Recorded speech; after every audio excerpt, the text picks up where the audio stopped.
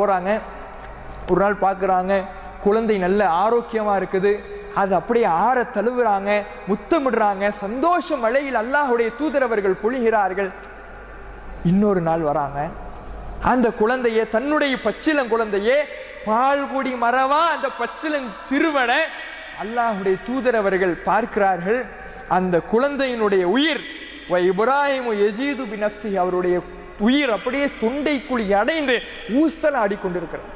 அந்த பச்சிளம் குழந்தை அப்படியே அந்த உயிர் ஊசலாடி கொண்டு மரண வேதனையை அனுபவித்துக் கொண்டிருக்கிறது. இதை பார்த்த அல்லாஹ்வுடைய தூதரவர்களுடைய கண்களிலிருந்து கண்ணீர் மழை பொழிகிறது. அப்போது அப்துர் ரஹ்மான் இப்னு அவுஃப் ரலியல்லாஹு அவர்கள் கேட்கிறார்கள், வஅன்த யா ரசூலல்லாஹ், அல்லாஹ்வுடைய தூதரே நீங்க அழுவுறீங்களா? அப்போ அல்லாஹ்வுடைய தூதரவர்கள் சொல்கிறார்கள், இன்னஹா ரஹ்மா, இது அல்லாஹ் ஏற்படுத்திய இரக்க குணம், கண்ணீர் வரதான் செய்யும்.